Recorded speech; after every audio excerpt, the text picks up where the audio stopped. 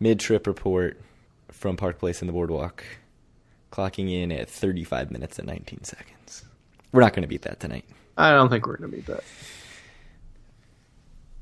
Let me limber up my vocal muscles so I can talk for 35 minutes and 20 seconds.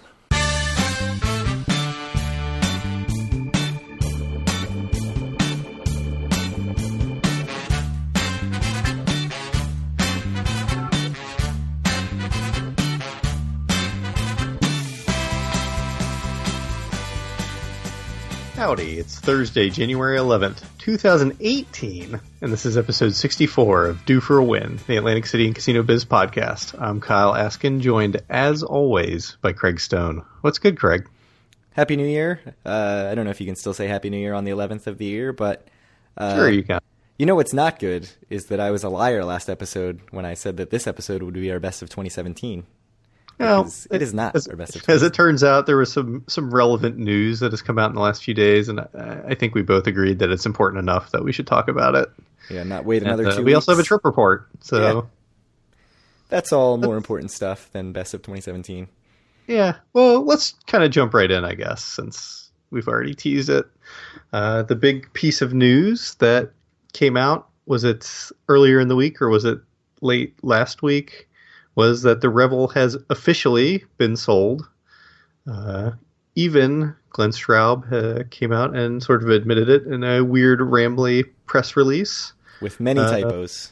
Yeah, it looked like it was written on his phone. My favorite part of the press release is that every time it said "it's" in it, like the possessive "it's," which is not supposed to have an apostrophe, it had "it" lowercase, capital S, and then an apostrophe after the S. It happened multiple times in the press release. There were like random numbers in there too. That were like, there would be like a word and then a number at the end of it. It was good. But if this is how he goes out of Atlantic City, is there any other way you could have imagined it happening? No. I mean, knocking down the Revel would have been the other way, I guess. Reading the press release, it was like, everything is right in the world. Yeah. This is how this man has to exit the city. It was a good one. I mean, at least you don't have to worry, like, was this written by some PR firm or whatever? No, absolutely not. Would appear not. So we'll have to link up that press release, but do you want to talk about the actual details of the sale, Craig? Yeah, so this was first reported by Wayne Perry from the Associated Press. The sale was reported on January 4th, so last Thursday, that this sale was finalized. Like we suspected, or like many filings before this have indicated, Bruce Dyfick, who is a Colorado-based investor, is the buyer. $200 million is the sale price. I know we had talked in the last episode about, $175 million for opening costs and renovations and things like that. That was out of a totally separate, that was Moody's, I think, in their assessment of the sale before the sale was official. It seems like the 10 management team is still involved as, planning to be involved in casino management here. So, and that was one of the things that Glenn Straub said in his press release was basically like the team that was going to lease the casino with the option to buy, he said, has like found money basically to buy the casino. I don't know how much of that is accurate. He did say that they were planning to call it 10. We now know that that is not the case. They're calling it Ocean Resort Casino. So the first question is that better than 10? Yes. Is it significantly better than 10? I think so. I think 10 is the worst possible name they could have chosen out of the options, being Ocean, 10, and Revel. I feel like 10 is clearly the worst, right? Of those three? Yeah. Yeah, I'll agree with that. I mean, Revel, they couldn't have called it Revel. Like, they just couldn't have gone right back to Revel, I don't think. The Ocean is fine. Yeah, so, I mean, there was some talk of like, is Resorts going to be mad about this? But, like, Resorts, I doubt Resorts is mad that Harris Resort is It's like Borgata Resort and Casino. Right, so I think focusing on Ocean Resort Casino is not what you should be focusing on. It's just Ocean. Like, I'm guessing that logos and everything will just be Ocean. It is reported that they want to open a sports book and that they want to open this summer. I'll link to the Wayne Perry article in the show notes. The other thing I'll link to is the tweet from MES Rosenberg that has the full Glenn Straub press release so that you can read it in all its glory. Good. I do recommend you have to read the press release. So, do you think this is it for Glenn Straub and AC? Is he out of here, done with? Probably. I mean, the press release talks about like this is only a small portion of his Atlantic City holdings, blah blah blah. But I think he's done. Yeah. So he claims that he still owns over 60 properties in Atlantic City, and that he plans to. This is a quote. Move forward and be a spark for catalyzing economic movement. Sorry, in Atlantic City. I can't imagine that he actually has too much desire to stick around, and my guess is that nobody's going to say, "I'm sitting on all this land. Who wants it? Fire sale time." Like, you're not going to put that in a press release. So we'll see if he starts, selling those things off. I think we're going to get a pretty good indication, but I can't imagine that he wants to hang around without this mega resort option. And now that he's also been denied for Baderfield, he kind of doesn't really have any big development options anymore in AC. So, and also, to me, like the fact that he sold it for $200 million indicates that he's ready to get out of here. Because I think we've both said that we definitely have both said that we think that's a low number. Yep. So let's talk about the number a little bit. So he bought it for 88. Is that right, Craig? I think it was 82.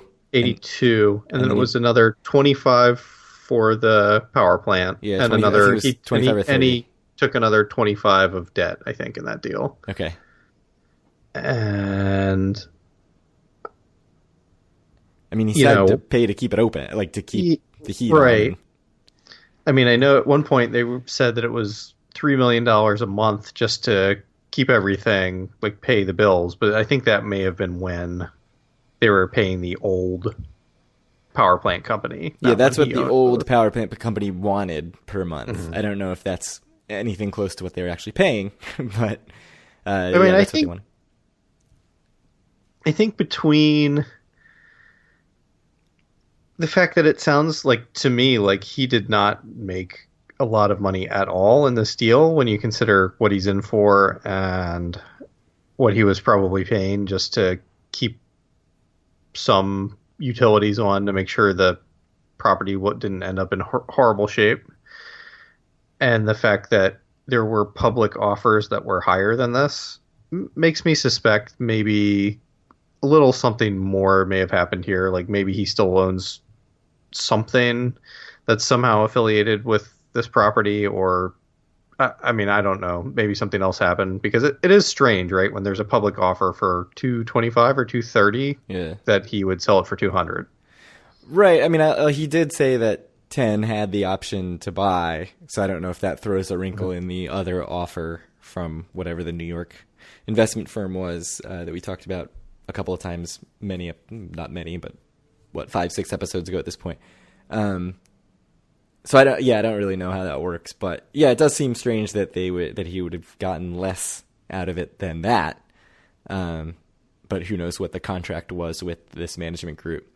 Yeah, I mean, it's interesting. I haven't seen Robert Landino's name mentioned at all in all of this, and he was supposed to be the CEO of TAN. I thought Glenn Straub didn't know who he was. Yeah, right. That too. Until later that day, it was announced that he was going to be the CEO of TAN.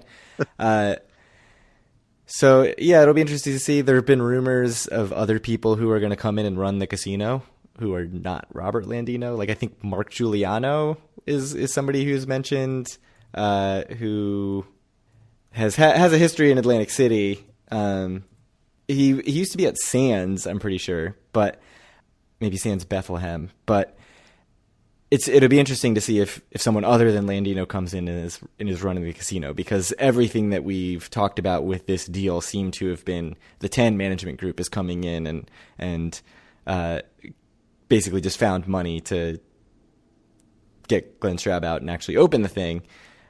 So, yeah, I don't know about all that. Those things are just rumors, so we don't know if this guy, Mark Giuliano, is actually going to come in. But what else?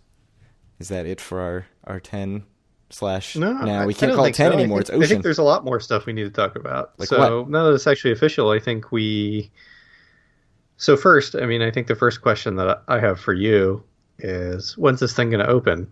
They want to open it this summer, so I think that means it's going to be after Hard Rock, right? Because Hard Rock's going to open Memorial Day weekend, or at least that's the plan. No, so And the Hard Rock fact is that now they advertising summer 2018.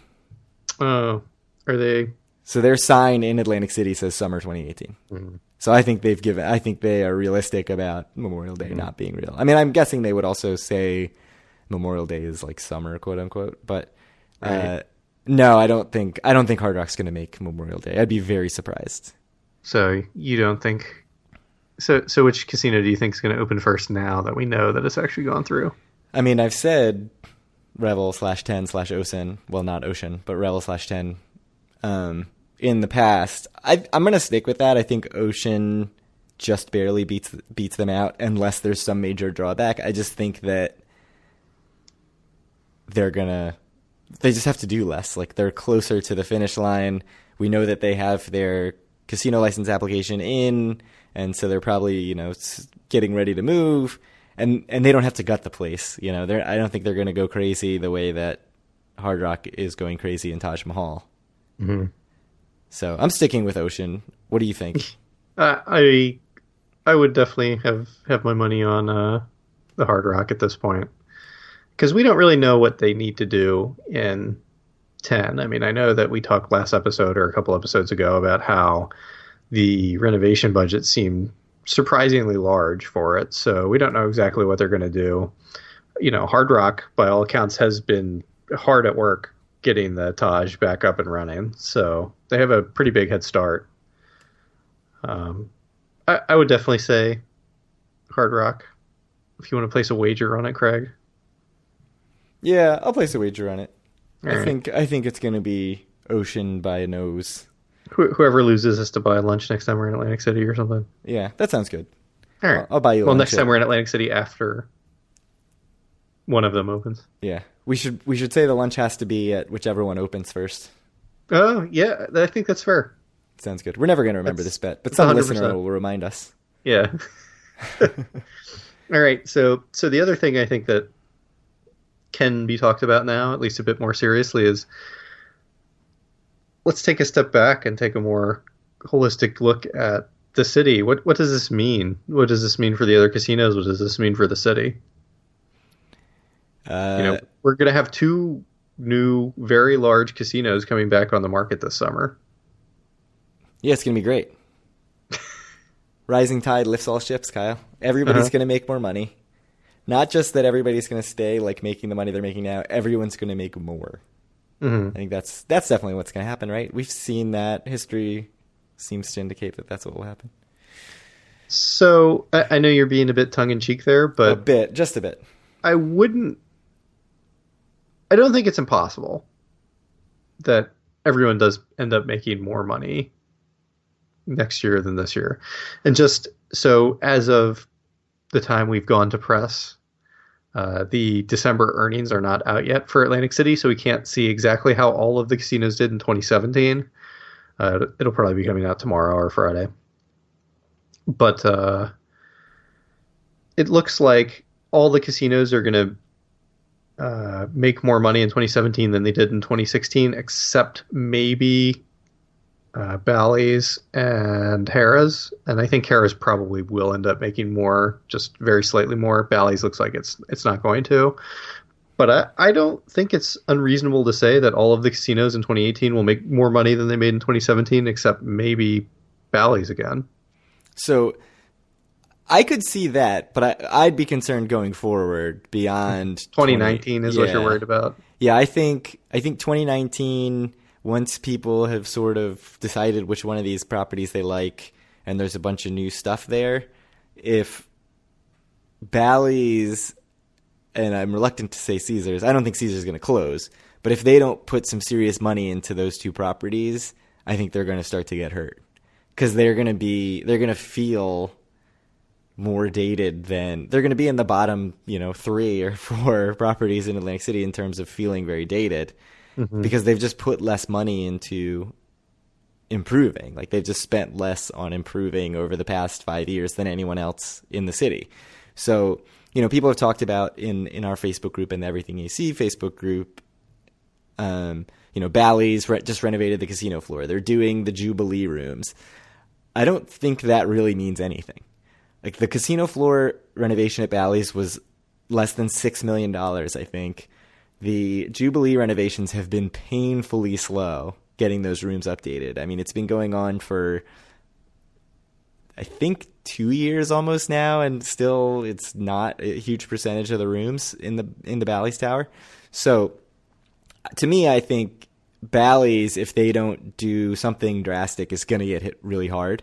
And it may not be 2018, summer 2018, late 2018, it may be 2019, but I'd be very worried about them. And even if they stay profitable, we've seen that doesn't necessarily mean Caesars will keep them open. So I could see them selling it off. I could see them closing it and making Wild Wild West part of Caesars or some other scenario. I'm very worried about Bally's, but I don't know. What's your take? You said you think it's possible that the pie grows in 2018, but do you think that's actually the likely scenario? Yeah, I think so. I think if Revel and Hard Rock didn't open, the pie would grow anyway in 2018, and I think it only can help. Yeah, that's a good point. So the pie is definitely going to grow. Yeah, the trajectory is already upward. Right. I mean, Atlantic City is recovering for sure. Yeah, Bally's. I mean, I think we've said since episode 1 that I expect at some point Bally's to close, and I still do. It's possible that if the pie grows enough, Caesars might decide that they want to keep Bally's open. But if you told me a casino was going to close in 2018, 2019, I would think it was Bally's, and I would be shocked, honestly, if it was any other casino in the city. Yeah, and the big thing about that is, even though they have their gambling revenue has totally stabilized, it's the only one that's stagnated over the last year. Like, they have not really shown any growth, and actually I think you said shown a little decline. Yeah, I think they're probably going to end up losing, or not. Yeah, they're going to end up making slightly less money in gaming revenue this year than they did last year. And like I said, them and Harrah's are the only two that really haven't shown or really won't grow this year. Yeah. So, and Harrah's, they've put way more money into Harrah's. They've done the waterfront room renovations. They've done the conference center. Yeah. They are clearly positioning Harrah's to be their sort of main property. And I mean, it's a crappy casino, though. I don't especially want to go there and gamble. No, not at all. But they're positioning that to be like their, conference joint. I mean, if I was running Caesars, I would say, why do we need a marina casino and 2 boardwalk casinos? I'd say let's have a big boardwalk casino and a big conference casino hotel on the marina and be done with it. But, that's without seeing the books. That's just, some sort of basic sense of what's going on. But maybe it's also because I don't really love Bally's. You hate casino employees. You don't want them to have their jobs. Apparently. Hey, look, they're going to get a ton of new jobs. They'll be fine. That's how that works, right? Pretty rude. Yeah, so callous, all right. Cold. So is there anything else that this means for Atlantic City? I mean, do you think that maybe, I think the north side of the boardwalk is going to have something that it's never really had, especially if these both work out. I mean, Revel was always a beautiful property, but when it was open, it was A, badly mismanaged, and B, didn't have anything really worth seeing around it because, Resorts was in way worse shape a couple of years ago than it is now, and the Taj was an absolute shithole. Right.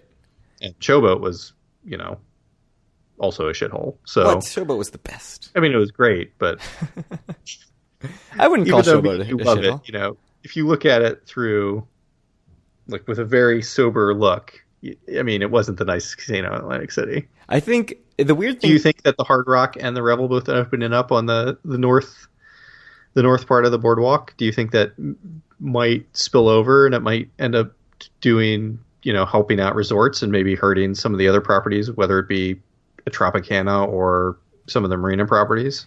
Yeah, I mean, I think a big shift north probably is not good for Tropicana. I mean, I don't think it's probably bad for Bally's. I could see the spillover where it helps resorts. I'm very interested to see what this means for Showboat, because I could see it either people saying, I want to be here, I'm going to buy these rooms even though there's nothing going on in this property, just so that I can, because it's smack between Hard Rock and Ocean now, right? But I could also see it being, well, now it's sandwiched between a ton of brand new rooms, and it just can't compete. So it'll be interesting to see what happens there. It's weird. It's a situation where I can't imagine it's neutral for them. Like, I feel like it has to be either really, really good for them or really, really bad for them. And I just am not sure which it is. I mean, generally, I think people tend to avoid things that are bad, and Showboat is like actively bad. Yeah. Like, it feels like it's almost terrible, going out of its way to be bad. So I can't imagine people putting up with that when there are, whatever it's going to be, 3,000 plus rooms all around it opening up that are not available or weren't available the past 2 summers now. So I expect it's bad for them. I don't know. I don't know that the rising tide raises the Showboat. How's that? Nothing. I'll take a delayed reaction on that. It was bad. It was bad. So what's your favorite? You should be ashamed. I'm a little ashamed. I guess you know me better than I know myself. Not as ashamed as that. So what's your favorite Glenn Straub moment, if he truly is gone from Atlantic City? Well, the thing with Glenn Straub, I don't think there's any singular moment of greatness. He had more of like a sustained glory about, especially when he first moved into the city and he first bought it. Glory in terms of just like awesome for us to read the ridiculousness. Right.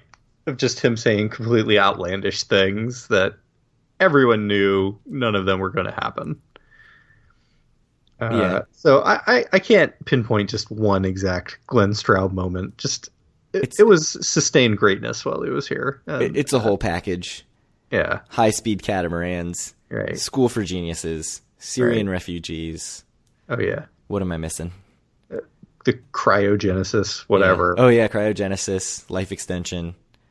Underground sidewalks. Hospital was a recent one. Mm-hmm. Yeah, there were a lot of good ones. I don't know. I mean, my favorite moment is still, like, tons of reports. Robert Landino and 10 are going to be the casino operating company. Him being like, I have no idea who that is. And then, like, hours later, basically being like, yeah, that's them. I wish they would have... I wish they would have picked a better name. He didn't say that, but he was kind of like, I was going to pay someone $10,000 to come up with a name. And yeah, and I had forgotten about that. Yeah, and he was kind of like... still waiting for his money. I know, for Pearl. Yeah. Yeah. That was a better name. They should still name it Pearl. It was a better name. Yeah. So, I mean, I've certainly heard complaints, going back to the name just for a second, that like, oh, it's generic. It doesn't sound like anything. Ocean? But again, if it's good and it's run well, nobody's going to think twice about saying like, oh yeah, I'm going to play at Ocean. I'm going to Ocean. I mean, it sounds weird, but... It sounds a little weird, but it's fine. You'll get used to it. Yeah, I agree. I think it's fine. I think Pearl is a better name, but they didn't want to pay Mike C. his $10,000. I know they didn't. I understand.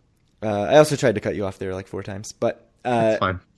I'm used to it. It does look like Ocean, right? Like that was the inspiration for the freaking building. So when you look at it, it's going to make sense. 10, that wouldn't have made any freaking sense at all. So, no, 10 was terrible. So I have my shirt. I bought a Revel shirt and I put Sharpie through Revel and wrote 10. Now I have to write like, just kidding, Ocean.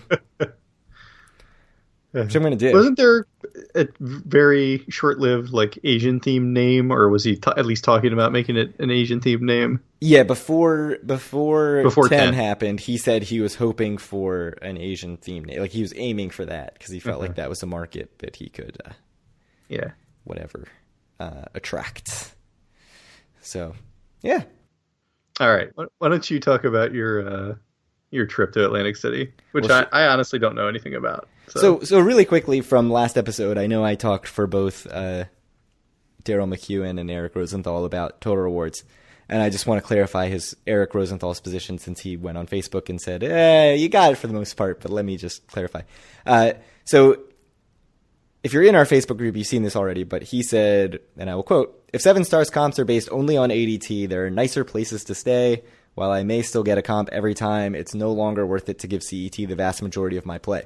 So basically what he's saying is, with the lack of the guaranteed rooms, comped rooms for 7-stars, and the other downgrades, basically if he's going to play enough where he's earning 150,000 tier credits or even 25,000 tier credits, tons of casinos in AC are going to want that play. So that is something that I hadn't really thought about, and it's just sort of the point that Total Rewards does not operate in a vacuum, and that's especially true based on what we're talking about with Hard Rock and Revel, Tin, Ocean.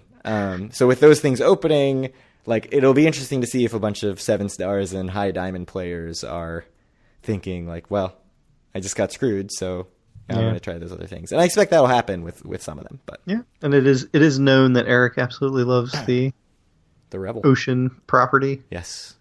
It's one of those things where I liked it when it was open, and I sort of forgot how much I liked it until I went back and looked at pictures. And somebody in our Facebook group posted that, what do you want to see from Revel? It was Wayne Perry. It was Wayne Perry, yes. So he posted like 3 things right in succession. He's been a busy man in our Facebook group. And so he posted, what do you want to see in the property? And it was funny how, myself included, so much of the stuff was they wanted to see Revel bring back stuff that was already at Revel, whether it was restaurants or clubs. Obviously a lot of people said, $10 blackjack all the time and like easy comps and right. $99 room rates, 365 stuff days that a doesn't year. necessarily make sense from a business perspective. Right, but would be great for the gamblers. Yeah. I do think they need to have a really robust players club and be aggressive with marketing early on. But, just thinking about that and seeing all the things that were great, like, to me, I was like, I want that Distrito Cantina taco truck. That was awesome. I want Muscle Bar, because that was really good. And just, otherwise, the like public areas, you look at pictures of it, and it's like, man, this was a great, great property. Really just on par with the best stuff in Vegas. And an experience in Atlantic City that is like, really took advantage of, here is something in Atlantic City that is an experience that you're going to go here and say, wow, I cannot get this anywhere else. And it's almost shocking in that lens that it failed so badly. But, mismanagement is a terrible thing. So, yeah. Moving on to the trip report. I do have to say it has been interesting reading everyone's responses to that question. Yeah, it's fascinating. If you've got more to add, go at it.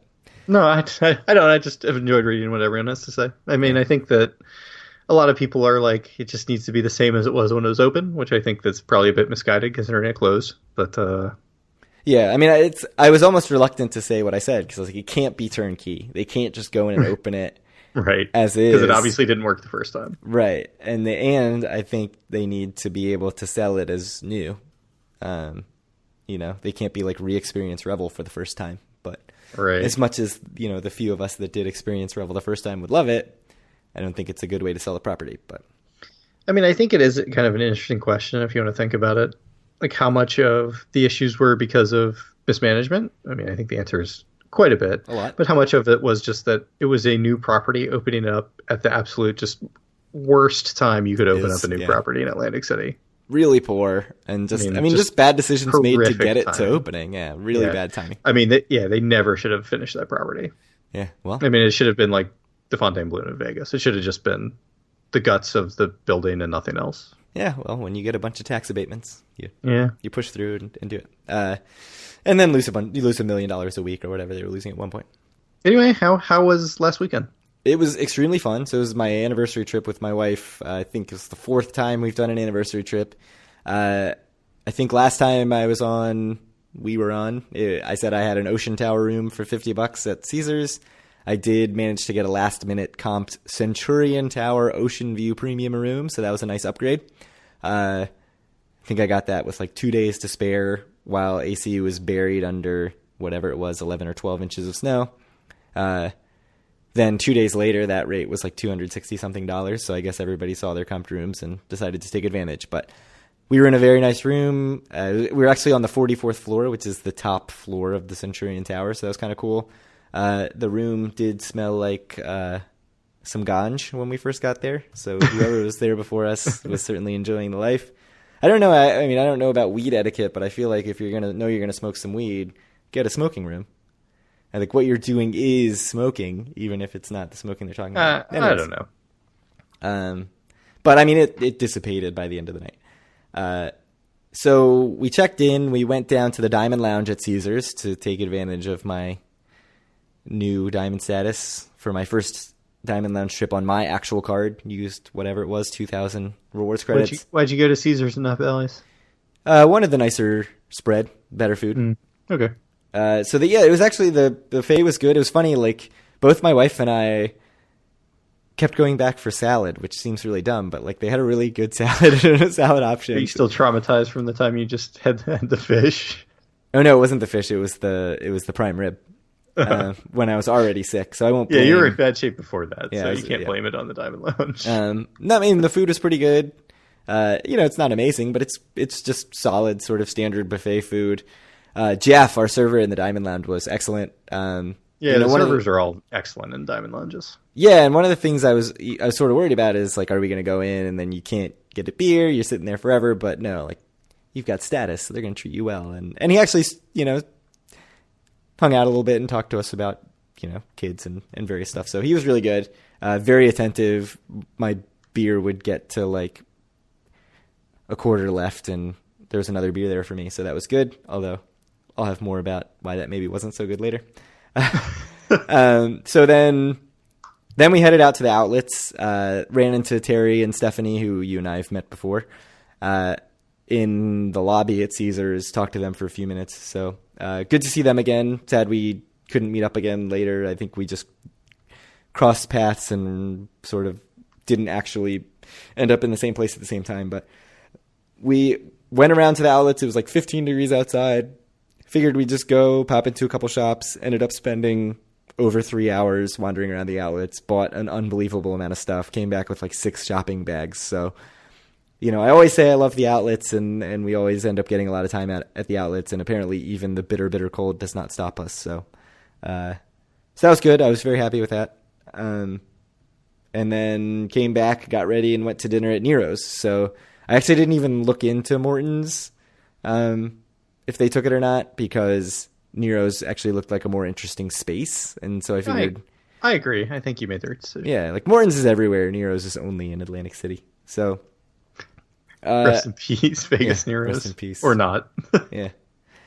So I'll say Nero's, cool atmosphere, kind of just a cool space. The service is very, very attentive, is really good. I got a 24-ounce porterhouse steak, which I never would have bought if I didn't have the Diamond Celebration dinner, because it was $65. It was excellent, just completely fantastic, cooked perfectly, seasoned perfectly. I got a cocktail that was incredibly heavy-handed, like it was a full glass, and they came out with another little carafe where they had to put the rest in because the bartender poured too much, which again, I'll talk more about why that maybe wasn't the best thing, but it was nice at the time. My wife got a seafood linguine, which I thought tasted really good, but I only had a few bites of. She liked it, but wasn't super high on it. It did kind of feel like they were just saying, here's linguine and clam sauce, and here's all the seafood we have in it.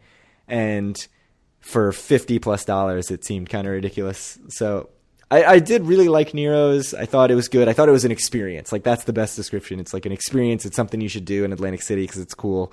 But definitely a hard sell to do it without a major discount, because it was extraordinarily expensive, I think, it was good food. Like, I got very good food. Cocktails were good, but it just felt like a lot for everything. Like, everything on the menu was like $50+. So you can't get out of there for cheap.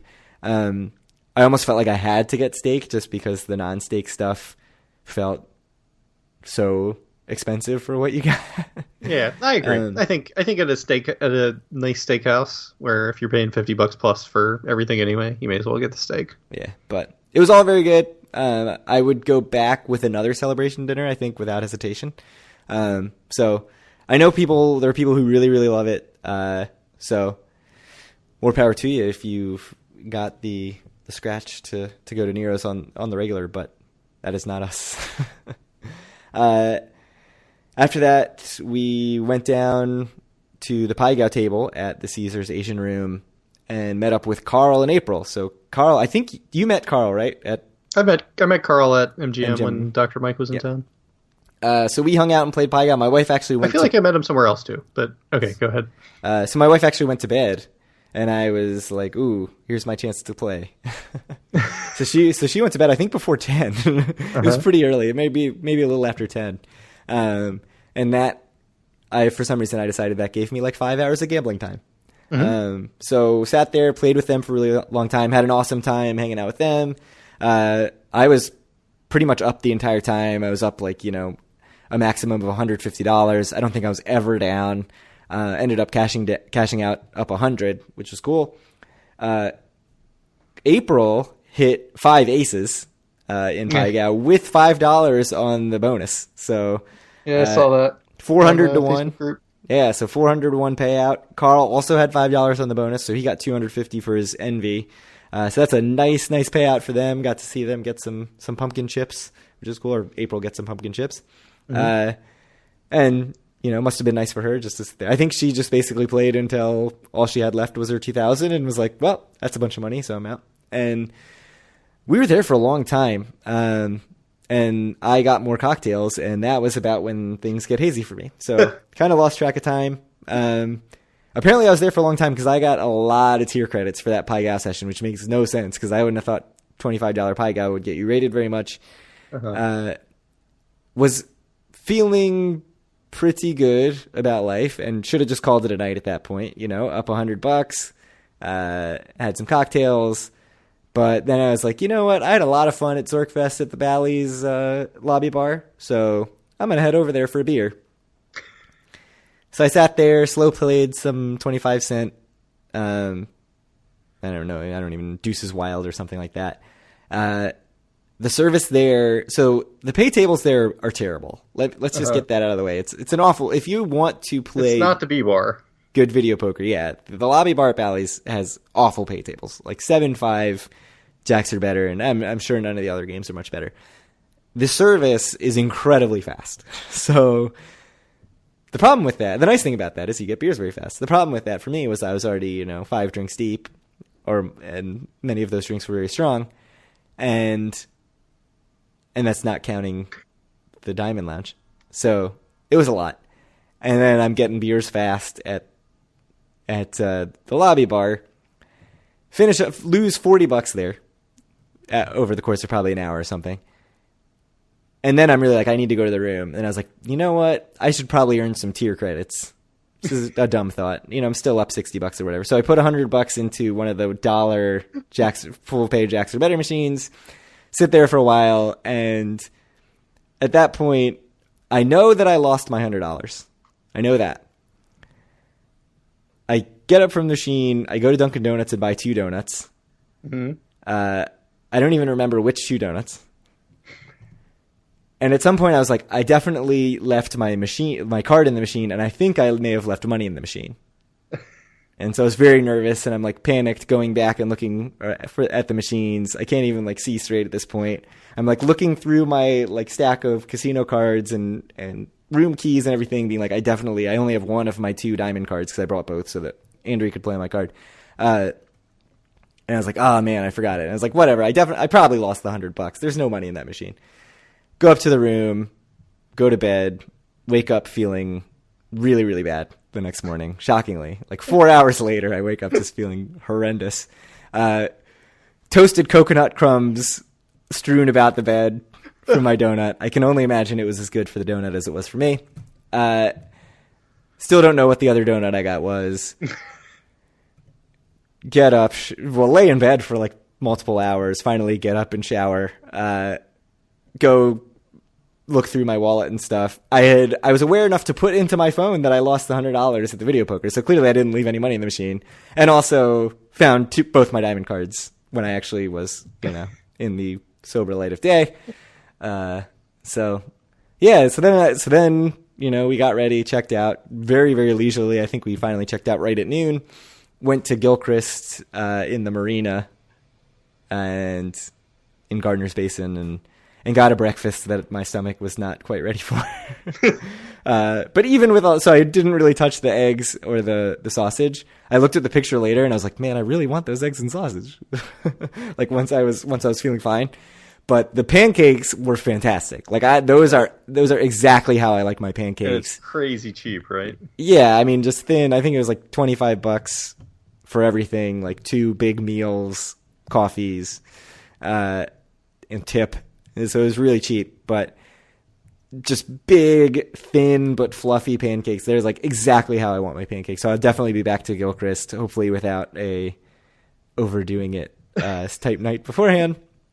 And then we just drove home. I mean, that was all we did that day. Drove home. I felt totally better by the time we got to my in-laws to pick up my daughter. It was like, I was tired, but it was, everything, no headache, no stomach. So, I'll say worth it. It's not something that I want to do regularly, but it was, for a very rare night away from the kid and also with a decent amount of gambling time.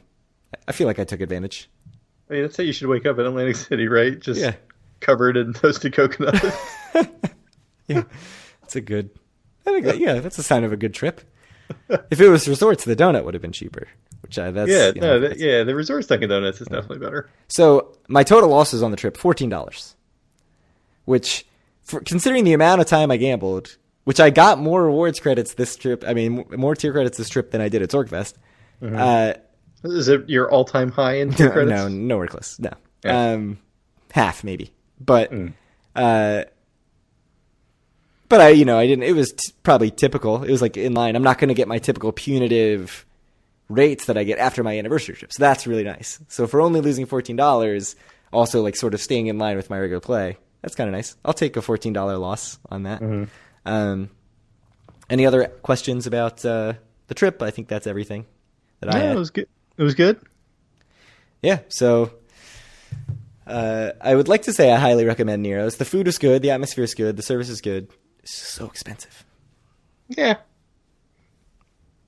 I mean, I think that it's a steakhouse. It's kind of supposed to be. Yeah, that's true.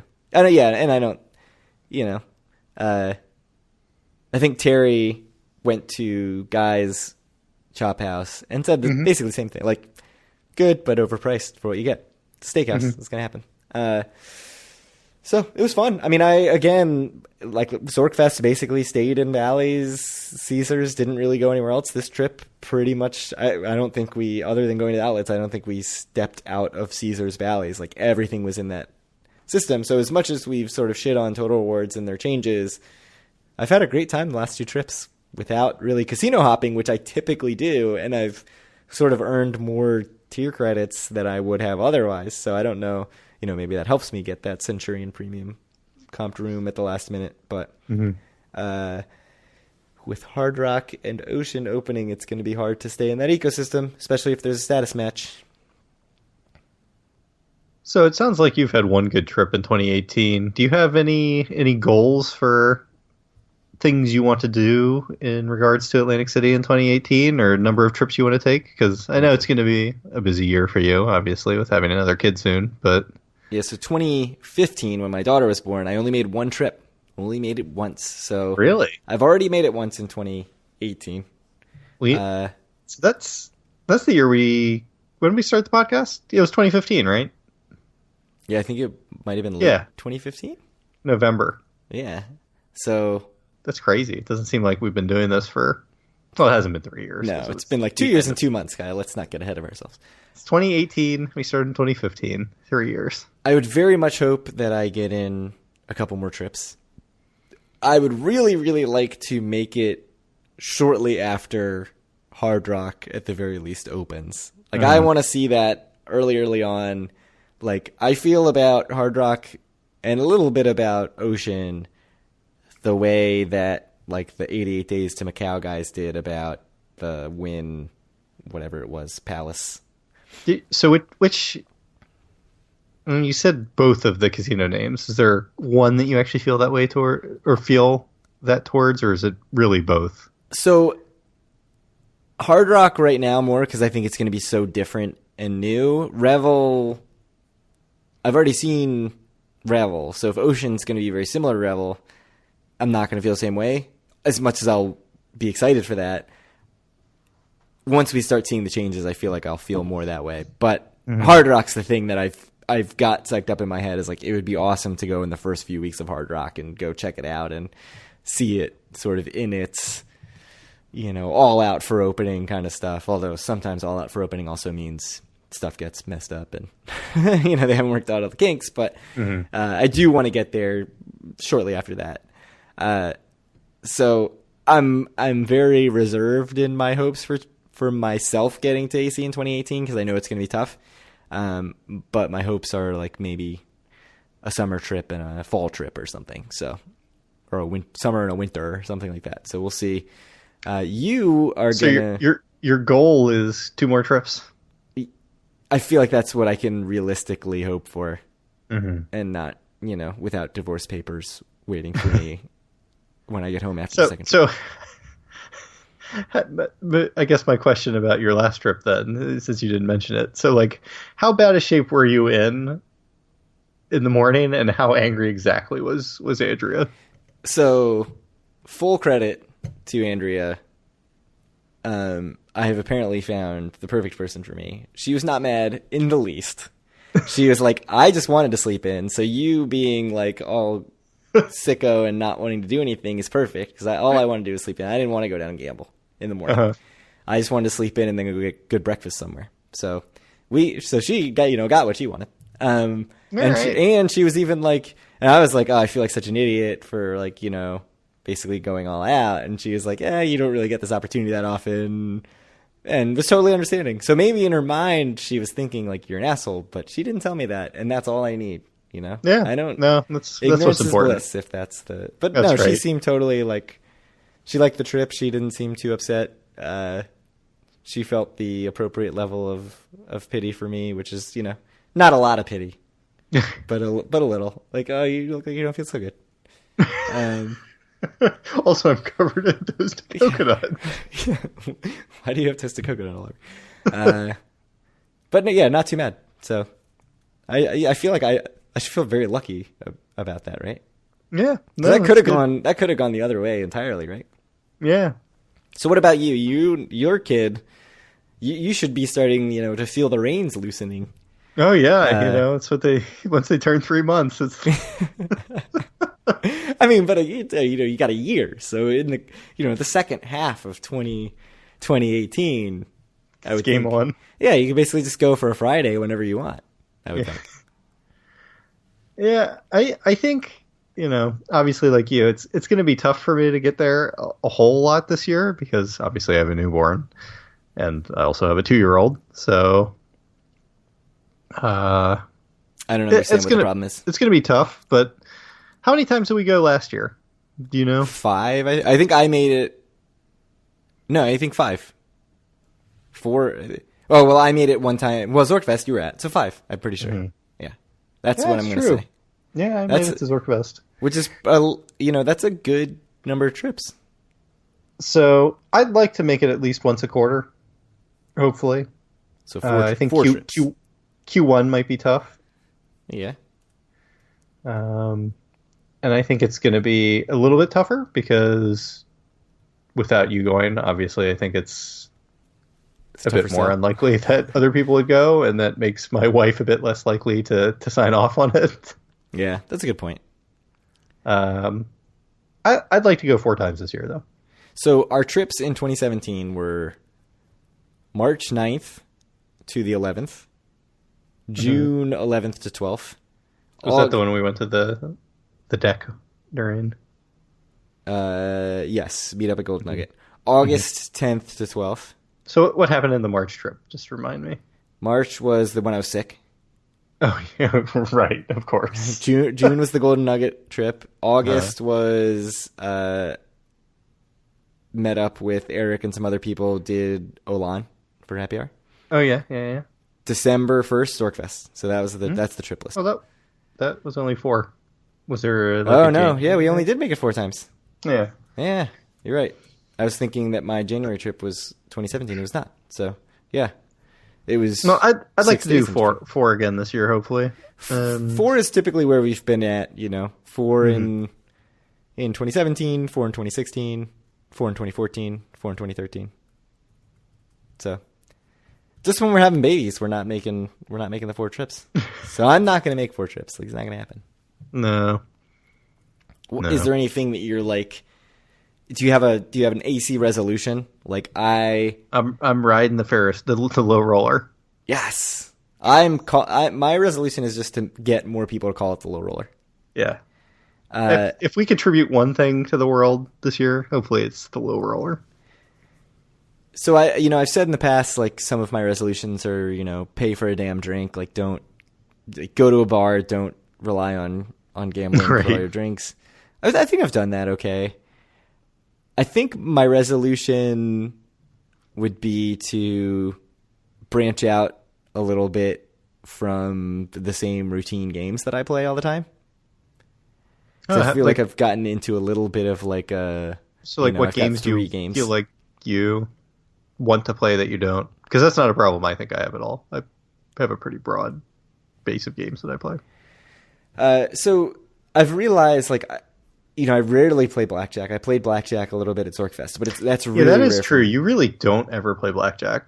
Right. So I actually, play a decent bit of blackjack when we go. Yeah. So my sort of question for you is like, do you feel like you have gotten into the situation where you're down to just a few table games that you played, or do you feel like you spread it out and try different things? I think I try different things, and I even play like crappy carnival games and stuff. Yeah, see, I don't ever do any of that. Shouldn't, right? If we look at it honestly, but so I was sort of wondering, like, did I lose my sense of wonder, or, like, willingness to try new things? Because the first time I went, I just didn't know what anything was. So it's like, sure, I'll play 3-card poker, I'll play 4-card poker, I don't care, I'll play blackjack, whatever, I'll play all this stuff. Other than a random roulette game at Trop, I can't remember the last time I played anything other than craps, table games, craps and Pai Gow poker, Pai Gow tiles. And blackjack, and even blackjack's incredibly rare for me. And so there have been things that I've been interested in, like Football Kings, which we didn't even make it until they closed it, or like Baccarat. Thought like, it would be fun to go sit and play Baccarat. I've played some Baccarat, even though I still don't fully understand the rules. Yeah, I mean, Ultimate Texas Hold'em, the 3-card draw poker thing that's at Tropicana now, seemed interesting, that we talked about several episodes ago, and I never try any of those things. So I was sort of wondering today, like, what is it that makes me not do any of those things? Is it just habit? Is it that I've tried the carnival games and I realize I like the games that I like, and I'm just going to play those games? I mean, I expect it's a combination. So my questions for you, I think, are relevant because you actually do sort of spread it around a little bit. But sure. I don't know. Like, part of it's that it's intimidating to try a game that you haven't sort of memorized on your phone already, that you don't know the strategy for. Mm-hmm. So, like, tiles, I played a ton of tiles on my phone before I ever went and sat at a tiles table. That doesn't mean I actually tiles is a bit different, too. I mean, tiles is a unique beast in the casino, I think. But even, like, Ultimate Texas Hold'em, like, it's a different enough game that I wouldn't want to just sit down and play it. I don't. So I've never played. I would sit down and play. I mean, it's just poker hands, right? For the most part. So it's not like tiles where literally you're looking at these alien-looking symbols, and you don't even know what's a pair and what's not a pair. Yeah, that's true. That's a good point. Yes, I mean, I think tiles has a very unique place in the casino, and that is a really. I think it's the only game in the casino that the average casino person, or at least the average listener of this podcast, couldn't walk up to a table and figure out in 10 minutes at least how to play. Yeah, so I mean, beyond how to play, I mean, that's part of it, is like craps, all these games. Like, I've spent a lot of time on my phone, even blackjack, spent a lot of time sort of memorizing what you're supposed to do and when. So it's hard to go to a game that you don't know, especially when for like 3-card poker, it's just like Queen 6-4. Queen 6-4, stay in. Anything worse than that, get out. It's almost stressful to go up to a game where you don't know what the strategy is and be like, I hope I make the right decisions. And that's really, if you think about it, that's how most people start probably how most people play their entire lives, but it's certainly how most people start in blackjack. Like, 15 against a 6. Like, I guess maybe I should hit. Whereas, like, if you know the math, you're like, you would never hit that. That's insane. Why would you do that? But so I wonder if I've sort of like boxed myself into these games. The other thing that I wonder is, that I expect is, if I go to something like Ultimate Texas Hold'em or like Mississippi Stud or or whatever, Caribbean Stud or any of these games. Mississippi Stud and Caribbean Stud are both terrible games, but sure, go ahead. Right, like if I go and I lose $100 in 15 minutes, which is certainly possible, I'm going to be annoyed that I didn't have that $100 for craps, which is something I actually want to play. So I feel like that limits me, and since I bring less money, like I don't bring enough money that I can be sure that I'm going to get to play 4 different table games in a night. So in that situation, it's like, well, if I go and play Ultimate Texas Hold'em, which I want to try, and it sucks and it goes poorly, like the game sucks and it goes poorly, I'm going to be annoyed, and I'm not going to have that money to go play games that I actually want to play. So I think it's sort of a combination of those things of like not knowing the game ahead of time, table games are intimidating, and like I'm worried about my bankroll. What are you looking to get out of your trip, Craig? Just fun, man. I mean, I don't know. Let's try new things fun. It is. Variety is the spice of life. Yeah, so that's sort of my resolution, is to try some new things. And so I just want to like pick a game, learn the basic rules, go play it, whether that's, I mean, Baccarat, the rules are like incredibly simple. It would take 10 minutes to learn.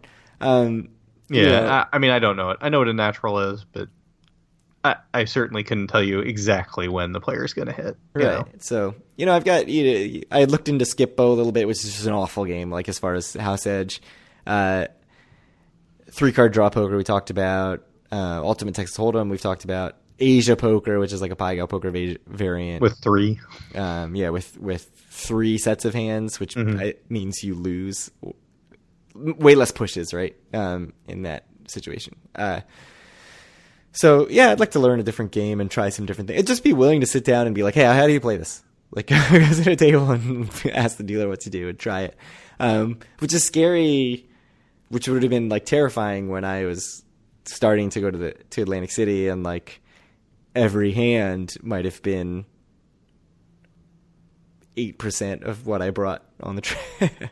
If you're playing, like, $25 a table or something like that. But, yeah, I'm at a point where, I'm not going to feel it if I have a bad session at some carnival game. So I might as well try some new things. It's all about getting out of that mode. But yeah, I agree. Yeah, I think that's pretty much it for me. Anything else? Was there supposed to be a question for me in there? Or? I guess, my question for you was going to be, like, do you feel like you are in the same rut? But you clearly have said that you're not. So yeah, no, not really. The other question, do you think that it's typical of players that they sort of focus on 1 or 2 games? Probably.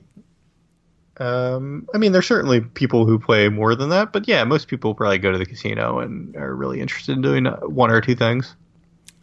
Yeah, so I feel like it's funny. I feel like we're almost unique in that we bounce around. And I've said, like, I don't bounce around, but, I listed 4 games. Well, and not only that, like, I don't play a whole lot of craps. I mean, I'll put $20 into a machine, or not craps, slots. Right. And you certainly enjoy slots quite a bit. And if you count that and video poker and everything else, I mean, I think you bounce around quite a bit still. Yeah, so, I mean, part of me wonders if that's part of the appeal of slots, is that there's a lot of baked-in variety, is that you can go from game to game and there's seemingly much different games, even though they're basically I don't see the same. Slots that way. I see them as all the same. But I wonder, so I don't know the psychology of slot players. Like, do they see it that way or not? Some slot players... No, I can tell you for a fact that slot players do not see them as all the same. Right, yeah, I wouldn't think. I would think they would see them as very... Like, to me, it's like, slots are slots. And whether it's penny slot... Like, I see a difference between... Is that what you think, Craig? It is what I think. No. I mean, I think, like, 3-reel slots are very different than penny slots with 100 lines or whatever. But for the most part, like, maybe I like some stupid slot with a bonus game better than some other slot, but the fun Damn Lumberjack Beavers. Yeah, like, the fun factor between playing, like, Damn Lumberjack Beavers and, like, Moolah or whatever it is. Seal the deal. Yeah, it's not really that different. So I do think it's interesting. Like, I think there are a lot of people that we've interacted with that are like, I am a blackjack player, or I am a craps is my game. Like, that's what I play.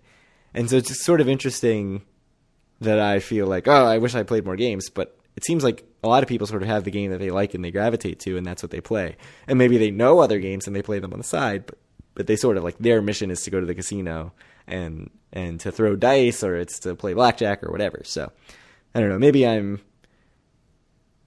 being weird in my desire to try other things, but I think it also sort of goes hand in hand with our wanting to casino hop, and I don't know, we like to do different stuff, I guess. Although I say that, but you will totally sit at a pie table at Harrah's Las Vegas for hours on end. Only for a long enough break to go to the Chipotle. Yes. Or the Panda Express. No, Chipotle. Sorry, no Where Panda I get Express. both meat and guacamole because I'm on vacation. And I'm allowed to spend that extra $1.50 or whatever. That's why I go to Qdoba, because they don't charge you for the guacamole. Mm. I don't know if there's a Qdoba in Vegas. Probably is. It's a nationwide chain. It is probably not walkable from the Pai Gow Tiles table at Harrah's. Depends on your definition of walkable, Craig. Well, it's not walkable to get there and back in 3 minutes like you probably do. All right. So thanks to all of you guys for listening, both throughout 2017 and for those of you who've been here longer than that, since you, whenever you picked up this program. If you want to join us and many of our other listeners on our Facebook group, it's facebook.com/group/do-for-a-win. You can find all of our content at doforawin.com, which will include our upcoming Best of 2017 content, which Craig will hopefully make a post about after it's done again. Yeah, sure. Sweet. You can find our podcast on... Huh? I said consider it done. Yeah, right. You can find our podcast on iTunes, Stitcher, Google Play, TuneIn Radio. You can reach out to Craig on Twitter at DoForAWin, or send them questions at doforawin@gmail.com. Any last thoughts? I've been horrible at responding to the email lately, so there are a couple in the inbox that are just sitting there. So if those are yours... You haven't even told me about them. So yeah, if those are yours, I'm sorry, but I'll get to them eventually. It's been the holidays and everything have just been insane. So I have seen them. I know they're in the inbox. I'm meaning to reply, but I promise I'm not just ignoring you. Yeah. All right. Well, we will hopefully have another episode out next week with our best of 2017, assuming nothing else crazy comes down the pike news-wise. And we'll talk to you guys then. Thank you very much.